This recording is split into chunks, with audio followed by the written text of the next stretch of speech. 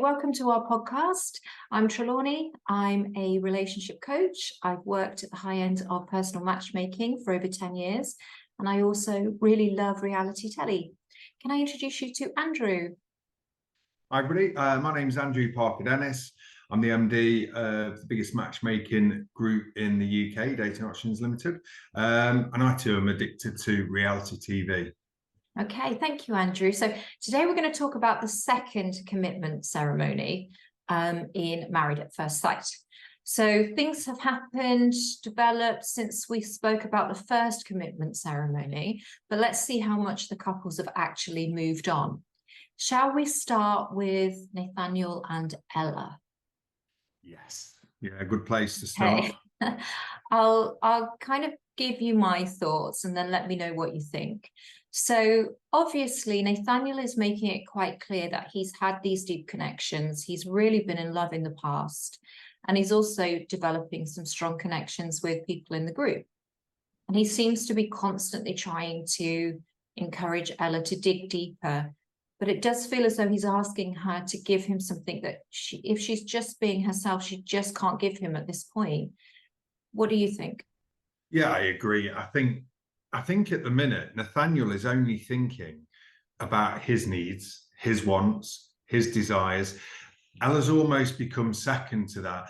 And what that's led to is a question in her authenticity. And I think what we've seen over the last week or 2 weeks is that sort of strong personality who's fought so much in life slowly being put out, and that flame's getting less brighter each week, and the sparkle and the sort of flamboyancy that she brings has disappeared, and now she's just left questioning herself constantly. Am I attractive?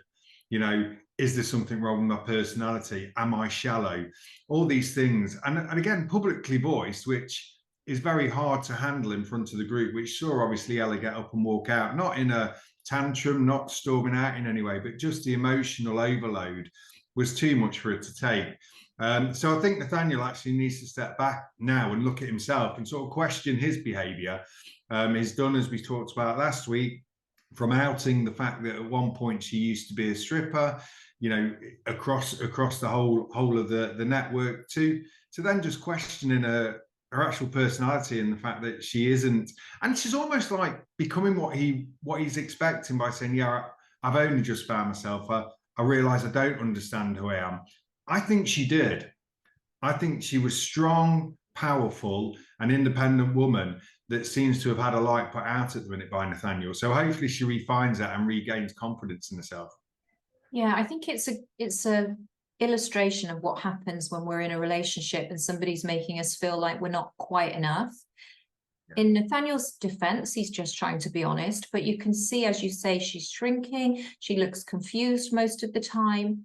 She's feeling as though she's just not living up to his expectations, and it's just really confusing for her. And as you say, she's now got to the point where she's questioning, do I know who I am? And I do understand her entire existence for numerous years has revolved around her transition. Now she's transitioned. It's almost that kind of saying, when you get what you want, where do you go from there? When you're trying to become famous or successful and you reach that point, then suddenly you look around, who am I and where do I go next? So she's reached that point of achievement. She is now a fantastic woman. She is about to set out on a new journey, but it's not a great help, I imagine, if somebody is pointing out continuously that you're lacking something. You don't really know who you are. You haven't ever been in love. So, are you really going to live up to their expectations? It's quite damaging, isn't it? Yeah, it is. And I just think what's quite nice for her is the fact that she's seeking validation from the group. So at least within the group, everybody is turning around and saying, no, you are beautiful, you're funny, you're deep, you're entertaining, you're sincere. So to have to seek that validation outside of a relationship and not from the person you're actually in the relationship with is quite telling. Yeah. And sometimes for some people, a relationship is about getting very, very, very deeply connected. For others, the start of a relationship and building it is about fun and attraction. And I think they're just coming from different places, really, aren't they? Yeah, I agree. I agree. And I think it will end up being more friendship. I can't at this point see it progressing to anything above and beyond that.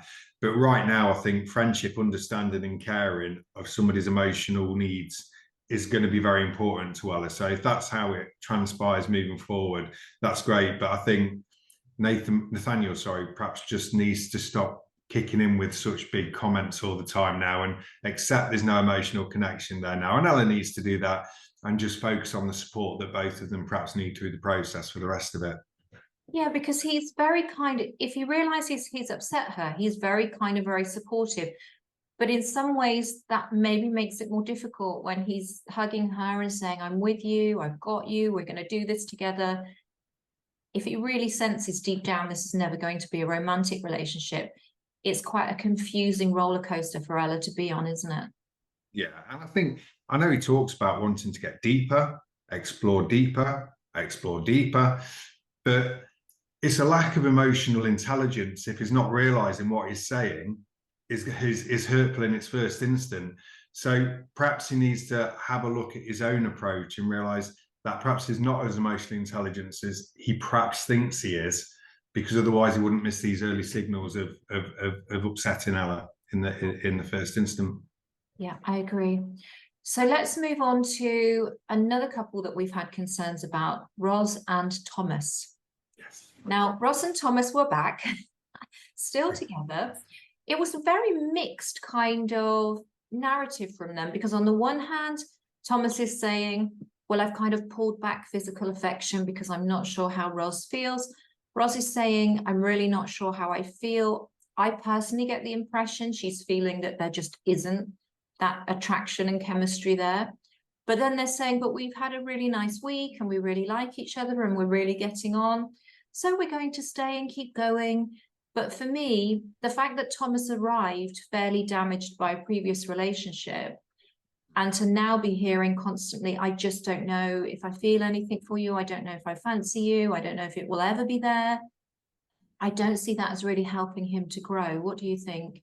No, I agree. I think it's quite damaging for him at the minute. And I think again, at the commitment ceremony, it was voiced that I don't necessarily find an attraction there. And it is confusing because I think with Thomas, he said in the first instance, Roz was saying, you're not tactile enough with me.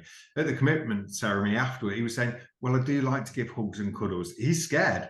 He is literally just scared right now. And I think after, obviously, they got physical and intimate, that's bearing your soul. And then straight afterwards to be told, well, I don't find you attractive and it did nothing to me. Yeah. That's going to cut incredibly deep.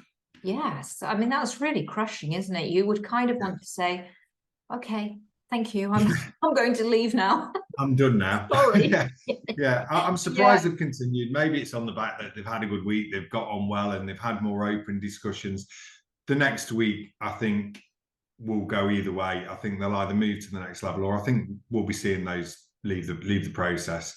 And I hope so for Thomas's point of view, because and Ross's, if she's not happy and she's just trying to move along with it to be damage limitation to Thomas's feelings, that's not healthy for her, because she's always being somebody that she isn't and trying to protect somebody else even though she has no feelings. So I think there's an honesty conversation for them both to have, and maybe make that decision whether they stay or leave together as opposed to separately, so that they're in unison next week. Yes, I think Roz just looks incredibly uncomfortable all the time. And when she's asked a question, she's hesitant. But the energy that I get all the time is, I'm not feeling anything for this guy and I'm just gritting my teeth. Which yeah, I think it is. And she's constantly looking at other couples. See, the loved up ones, thinking, I want that. And then coming back to her own and thinking, but I haven't got it here.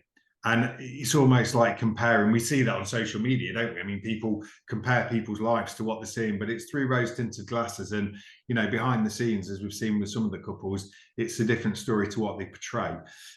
So, yeah, I think for me, the best thing they could do is sort of this week, find a resolution where they're both happy, that they boost each other's confidence, let each other know that it's okay not to fall in love, but we can still be friends. That's fine. And stop forcing something that for me at the minute clearly isn't there. It's quite similar to Ella and Nathaniel in one way, isn't it? Because you've got one partner just waiting, and actually, oddly, that's become Thomas. Whereas first of all, it was Roz, just waiting for that green light and to be told, yes, you're enough. Yes, I find you attractive. Yes, I find you interesting. Then how long can they wait? So I think, as you say, sometimes it's kinder to actually decide we'll just be friends. So unless there are kind of miraculous changes, I would prefer that, I think, for both couples, actually. Yeah, I agree. I think, you know, there comes a point where you get to when you think this isn't going to progress. So let's just focus on supporting each other and being an emotional support and looking after both interests, each other's interests. So yeah, we'll see what happens. But yeah, I don't hold out much hope there. No, and it is hard, isn't it? When you break up, if a couple breaks up and one wants it and one didn't, it's hard to break up amicably. I can't say that word very well, amicably. Because one half has had their ego dented, their pride injured, and I think that's what makes breakups so difficult, isn't it? Because you both have to be on the same page to progress into a friendship, and usually one partner is driving the breakup and one is trying to hold on or hoping. So it'll be interesting to see how those two couples do handle that if they decide to go their separate ways. Can they actually value the experience they've had together, or are the less secure parties going to act out because they're so hurt? Yeah. Well, hopefully, if well, I'm sure it happens on the show anyway when people leave, that there's additional counselling behind the scenes just to make sure that they understand the self-worth by the time they leave. Because as we see, these sort of experiments can add to already damage that's been given in the past. So you need to make sure that they're in a safe space when they leave the experiment. Yes. So on to happier couples, Tasha and Paul. Yes. And even though they do have their issues, because Tasha has clearly been really hurt in the past, and she's finding it so hard to believe that this isn't too good to be true, and Paul is really real and she's really safe. She's getting there. And when she actually told Paul, although she couldn't say I love you, but she could say I feel safe, that was a really emotional moment. Did you find that as well, that it was just opening up? Such a big step, wasn't it? I think they obviously dug down into it to find out, and security and safety and trust were the key things for her after the abuse she's suffered in previous relationships. And that can always, that will always follow her around until she finds somebody she can. And I think what Paul provides is the stability in a relationship she needs, the safety in a relationship she needs, the reassurance in a relationship that she needs, and also, more importantly, is not rushing anything, is allowing it to go at her pace. Yeah, he's a really emotionally intelligent man, and actually one of the younger couples as well. So I did think that his approach gives her the space to breathe, and at the end of the day, all he wants to do is allow her to fly and shine and help her to get there. And that you know, as I say, with Paul, I really like his approach, and Tasha I really like, because she's vulnerable, they're honest, they talk, they joke, they discuss everything. So all of a sudden, these commitment ceremonies, they're not a surprise with what comes out, which we see with certain couples, because it's already been discussed, and that's a really positive relationship, I feel.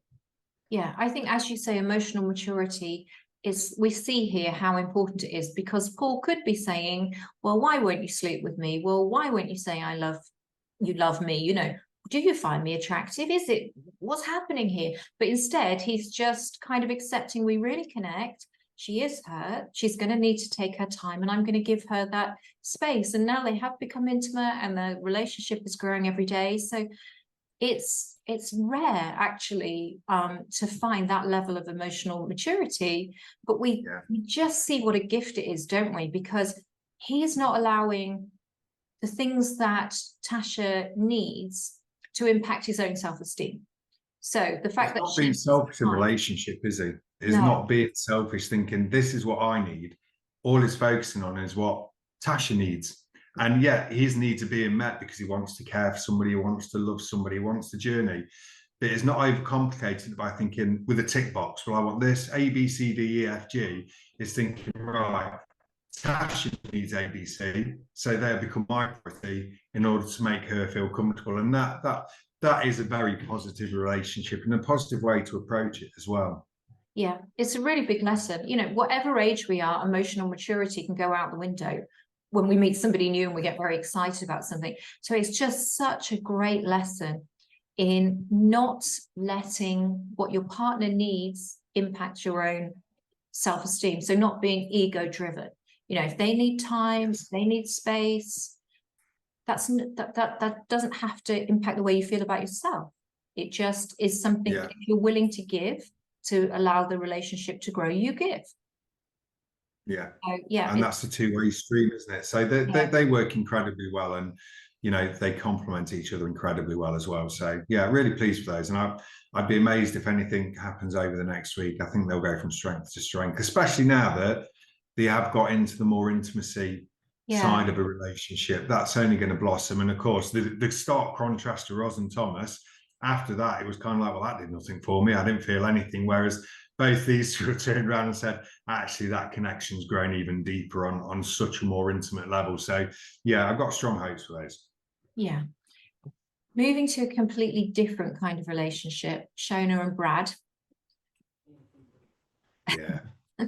That's a dark relationship. Your face said it all there. Yeah. So there were a lot of points that were raised during the second commitment ceremony with words that Brad was using. So things like, what if I allow her to get angry? When will she learn? Shona saying, he feels like my teacher. What's your take on that? I think they skirted around it a little bit because excuse me, they didn't want to use certain words, but it is basic coercive behavior. It's controlling behavior. She's an independent female. Yes, she's openly said she can fall in love quickly and different bits and pieces around that. But what I'm noticing is Brad is constantly trying to isolate her away from every other opinion, every other person within the group, which of course leads to his complete control, talking down to her from, you're emotionally immature, you're not on the same emotional level as me. That's making her then think, right, all I've got to do is listen to Brad and he can direct me. Is squashing her into something he wants and control. It's quite disturbing to watch, if I'm honest, at the minute. I'm finding it incredibly uncomfortable language. I allowed her. And even when challenged, he said, yeah, I do want to allow her to do it. It's not yours to allow. Relationships are moving together, understanding each other's needs. It's not ownership in any shape or form. And I think that's how Brad's approaching it. And whereas when we look at Ella and Nathaniel, if we compare the two, not in the same way as far as the controlling behavior, Ella's got the group to talk to get that reassurance that she is pretty, she is attractive, she is a nice person. What Brad's doing is isolating Shona away from any positive input from anybody else. And that's incredibly dangerous and worrying. So there's an eye to be kept on that, because I personally think if his behavior continues like that, then that's where the experts should step in and say, look, we don't think this relationship should continue because it's going to be becoming far too damaging for Shona further down the line. So, yeah, I'm not impressed with Brad at all. We talked last week about the quickness of the relationship and firing into it. And there was always a worry of relationship burnout, which we're seeing now, but not even to burning out, but just this strong controlling factor of what she can say, what she can't say, who she can speak to, how she should speak. Yeah, very dangerous and quite disturbing, certainly for me anyway, looking from the outside. And I don't know what your thoughts on it. Well, my thoughts. So you and I both work in personal matchmaking. We've both got a lot of experience in the world of personal matchmaking. And I'm quite confused as to why they would have matched such a domineering, overwhelming personality with someone who we can see struggles to voice an opinion. Now, it was always going to be a little bit of a dangerous mix, I think. So we see when they ask Shona, what is your opinion? She really struggles. And I don't think it's purely down to Brad. I think she, whatever's, you know, her backstory, she's not used to standing up for herself. You know, she's happy to go with the flow. She's very sweet. She seems very gentle. and they'll say, well, what's your opinion? And she'll say, I don't really know. And I don't think that's just started through Brad. I think that probably is a little bit of a trait. So to put her with somebody who is so keen to mold a woman into exactly what he wants her to be, I think was a little bit of a strange move from the makers working on the show. Yeah, I agree. I think you've got somebody who's heavily manipulating, and you've got somebody who's easily manipulated, and that's not a great way to be. And even with Brad, I mean, one of the you know, a couple of days before the commitment ceremony, where he told everybody about what they'd been doing from a sexual nature, the most personal things you can share with somebody, the most sacred things that should stay within a relationship, unless, of course, you both decide that you want to speak out about it, fine. But to be blindsided by Brad telling everybody what they'd been up to showed a complete lack of respect. And again, it beats somebody down, and she's come back to him. So now he knows he's got control over the sexual aspect of the life as well. As I say, it's a very dangerous relationship, and one that, out of all of them, that's the one I would like to see the expert step in and maybe pull that to one side and saying this isn't going to work, because otherwise it could be some serious damage further down the line. Yeah, I agree. And when he says, I understand that I need to respect Shona's boundaries more, I wasn't necessarily convinced by that, because at the end, she just very sweetly said, I love you. You know, she didn't really challenge him on anything. So he knows that he can behave the way that he wants to, really. And he says, I don't care about anybody else's opinion. I don't care what the group thinks of me. So, and he's encouraging her not to care as well. Yeah, and yet he did make that big speech. Yeah, he made that big speech to the whole group, so he does clearly care what people think. But I think in saying it repeatedly, it's kind of convincing himself, but he's not really convincing anybody. I think he's just hell-bent on making sure Shona becomes an isolated person within that group, which is far more easier to control than if they've got people talking to them and supporting them outside of it. So yeah, quite worrying, really. Yeah, well, let's see what happens, but hopefully Shona will be encouraged to find a voice. I just find it a little sad that she's going to have to fight so hard in this relationship to find her voice, but I don't think she really understands the impact of that over time at this point. She's blinded by him, and obviously she's kind of feels as though she's in love with him, and sometimes it can take years. Coercive control, you know, once you're in the grip of that, it can take years to realize what's happening to you, if ever. So I think Brad, I put her in a difficult spot there. Yeah, Brad, I think he'll say everything he wants to say, talk down. He always finishes it with I love you, as if so everything I've said is okay, because I'm gonna follow it up. Don't worry, I love you. And that's look, does he love her? I don't think I think he's weaponized the words love in order for her to accept everything that's said before. So yeah, you can probably guess I'm not particularly keen on Brad. No, me neither. So Jay and Luke, now I found it a little bit interesting this week because we've been big fans, and I still feel they've got a great relationship, but we saw a little bit of a side to Luke, because obviously Laura felt very upset. She felt that he'd judged her very quickly. And when she was expressing that during the ceremony, I could see on his face, he wasn't really feeling very much empathy towards her. He was very much, I just got the impression he was literally, I don't like you. I do believe that you are a gold digger, stuck up, etc. But, you know, I'll kind of try and humor you right now, but this is what I think of you. And yet, when he was speaking and he said, I'm so happy that Jay accepts me for who I am, because often I don't feel good enough. He's obviously been judged, or he feels he's being judged, and he really dislikes that. But he's kind of projected that onto Laura by saying, you think you're better than me, you think you're better than us, whereas actually it's probably his own inferiority complex coming out there. And it just wasn't very nice to watch. What did you think? No, I agree. And funnily enough, I made a note to say, I think his own insecurities are his problem. So sometimes people will try and shine at the expense of others in that environment. And that's essentially what he's doing. And the worst part of it is he doesn't need to. is in a really happy relationship. He doesn't need to involve himself with outside of the group and sort of look around and say, well, we're better than them. I mean, it was funny when they did the task at the dinner party, and it was actually Jay and Luke who had to place everybody. I think that played right into his position. So, right, I'll put everybody who I like here, and then I'm going to make a point of pulling down everybody else I can in the group who I feel I need to. And that's not a great trait. It's not what you want to do, but he just needs to focus on where he is, because they are in a good place. I do think they're in a very solid place. I think there's an understanding, acceptance between themselves. There's a deep connection. They talk, they laugh, they communicate. There's no reason to start targeting the likes of Laura, who's had a tough week anyway. So it makes me wonder, if Arthur was there, would he have said it? Or is it because... not? No, because there's an isolated female, yeah, he's feeling he can target and prey on that.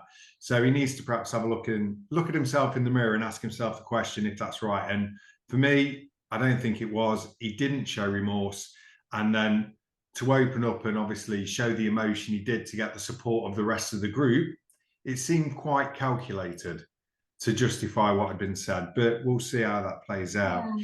For the first time, I'm a little bit worried about Jay, because what happens as life goes on and there are people he decides he doesn't like, he decides are stuck up, he decides think they're better than them. You know, is that the way that he behaves? If you trigger my insecurity, I'm going to isolate or bully you, you know. Yeah.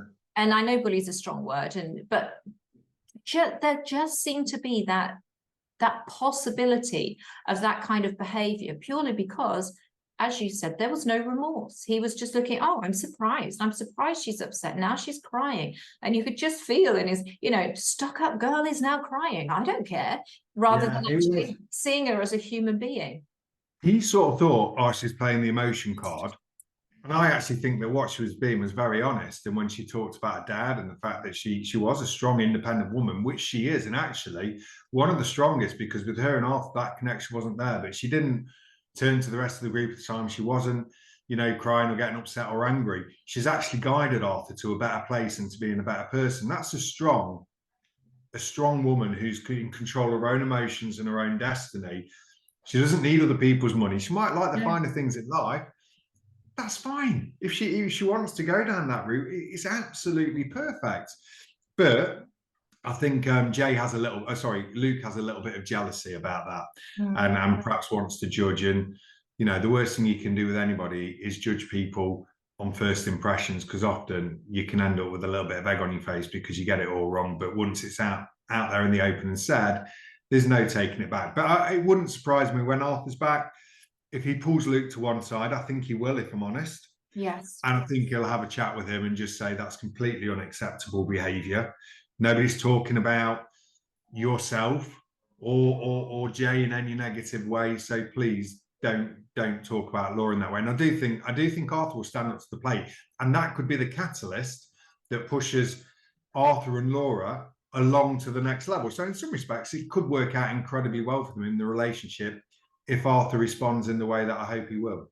Yeah. I think it was very sad to see a strong woman who's been very supportive to her partner targeted as soon as she's alone. Yes, I agree. She felt like she was walking into a lion's den, and that's it. When I've had times when I've been single and I've been mixing with friends and couples, I've never found an issue. But I know a lot of single women do find an issue that when they're in a group, they will be targeted for all different reasons. So yeah, I was very sad to see her broken down that way. I hope that Luke reflects on his behaviour, but unfortunately, I just didn't see any sign of that. No, it might come out when the group might say, actually, you were out of order there, and that sort of public questioning, I think he'll respond to, because I think Luke epitomises somebody who wants to be liked. In so many ways. He likes to be liked. He's a joker, is the person who's he actively says, yeah, all my friends all think, you know, I'm funny, and you know, so to have people question that will make him feel uncomfortable, because he's a pleaser. You know, the contrast to somebody like Brad, who doesn't care apparently about what people think, I think Luke does, and I think it will play on his mind. And as I say, I think it could be the catalyst to move Arthur and Laura forward, and also Laura's changed everybody's perspective, because perhaps a few of them were thinking the same thing. And actually, yes, she may have a slightly posh voice, not particularly, in my opinion. She might dress well. She might take pride in her appearance. That's not for any man to judge. No. You know, in any shape or form. You know, people are allowed to dress, but there's still that, I suppose, misogynistic undertone where people think, well, I can question a woman on their behaviour or what they do. Well, no, when they're on their own. Yeah. Exactly, when they're on their own, and they feel there's a vulnerability. It's not a great trait from Lee, that. No. Well, we're just about to run out of time. So I wanted to ask you really quickly, and it will have to be a snap answer. Yeah. Couple you're feeling most hopeful for, couple you're feeling most worried about after last night. Tasha and Paul, really full of hope for both of those.